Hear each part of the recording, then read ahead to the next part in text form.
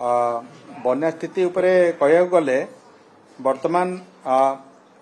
आखुआपदारे आमर जोटा बैतरणी रिवर एवं सुवर्णरेखा राजघाट ठारे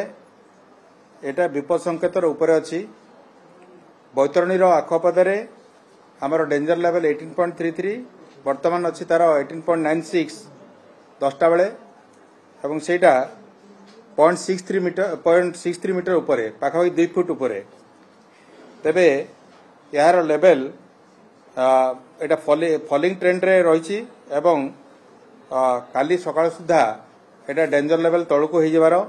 संभावना रही। आमर सुवर्णरेखा रे राजघाट ठारे वर्तमान 10टा बेले 10.72 मीटर अच्छी एटी आमर विपद संकेत अच्छी 10.36 मीटर वर्तमान भी 0.36 मीटर उपरे रही। तेबे एटा खसिकी 10.4 मीटर हबार संभावना अच्छी राति 11टा रु 12टा भितर किंतु जामुसला घाट रे पुणी वर्षा जो होईची गतकाली एवं ता पूर्वरु सेठी हमर जलस्तर राइज करुची ता फଳରେ ए जो सुवर्णरेखार आम राजघाट ठारे जलस्तर तळकू जाइकरी 10.4 माने आमर विपद संकेत पाखापाखि जाइकरी पुणी आउ थरे वृद्धि हेबार संभावना रही। एटा हला दीटा जगार जोटी फ्लड होईची एवं बैतरणी रे मु आपन कहया चाहूची जे काणी नदी रे जोटा बैतरणी बाहरी सेठी गोटे घाई होईची जोटा पाखापाखि 30 मीटर चौड़ा सेठी पानी कमिला परे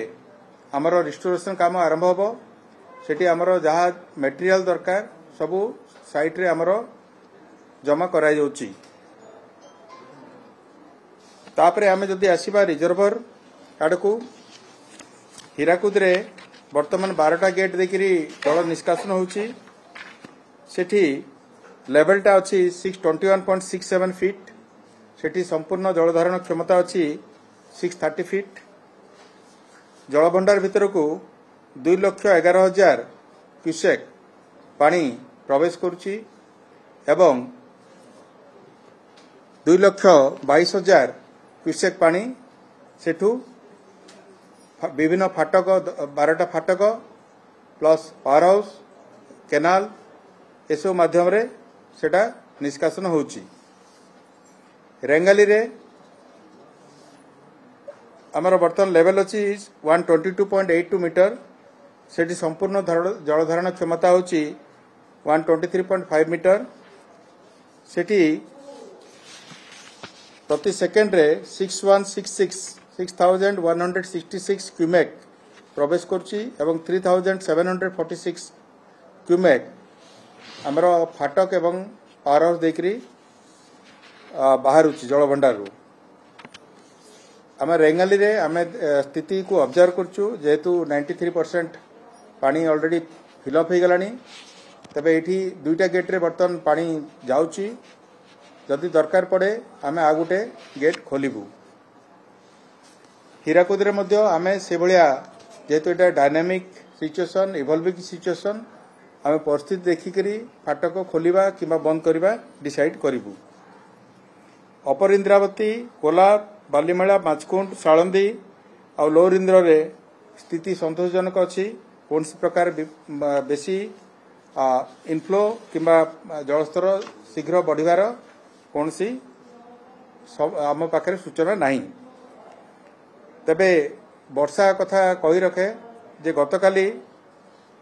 सुवर्णरेखार 17.63 मिलीमीटर सुवर्णरेखार बेसिन रे कैचमेंट एवरेज 17.63 मिलीमीटर वर्षा होईची आउ अन्य जगह सबू इंद्रावती को छाड़ी अन्य जगह सबू 10 mm रु कम अच्छी जहाँफल कौन फ्लड रे वृद्धि हम ना। इंद्रावती रे आमर 23.77 मिलीमीटर वर्षा होईची जिते आपको कहली इंद्रावती जलभंडार बर्तमान 54% रे फिलअप होईची तेणुक सेटा कौन असुविधा हम ना। तो यहाँ गला मोटामोटी वर्षार एवं जलभंडार स्थिति एवं नदी मध्य जलस्तर स्थिति नदीर जलस्तर गुड़ा देखिले बाकी सब जगार डिस्चार्ज कम अच्छी आमर मुंडली रे बर्तमान 1,84,84,000 क्यूसेक जल निष्कासन हो जल प्रवाहित होची जोटा कि गोटे माने बहुत कम तेणुक ए महानदी कौन बन्या आशंका नहीं सेति मो साइड से धन्यवाद। सत्य सुवर्णरेखा और बैतरणी बन्या गतकाली थिला आज मध्य से बन्या परिस्थिति जारी रही।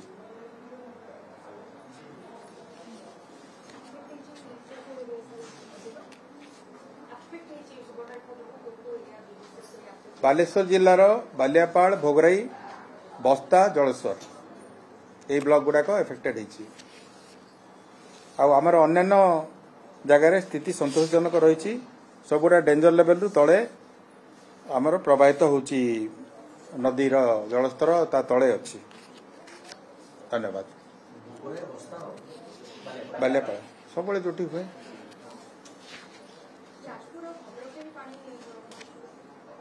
से आप कहली जोटा आखुआपदार आमर जोटा बढ़ी बैतरणी नदीर बाम पार्श्वर अच्छी भद्रक जिला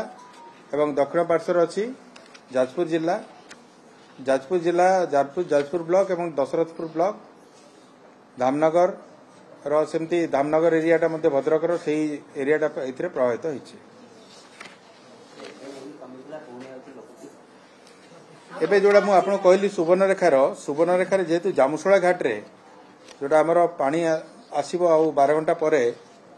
से बर्तमान राइजिंग ट्रेंड अच्छी एवं सेटा विपद संकेत ठारू ऊर्ध्वर प्रभावित होची सेठी विपद संकेत अच्छी 49.16 मीटर एवं वर्तमान अच्छी 50.74 मीटर जोटा कि 1.5 मीटर ऊपर अच्छी तार प्रभाव रे आमर सुवर्णरेखार राजघाट ठारे जलस्तर कमिकी आउ थे बढ़िबार संभावना अच्छी।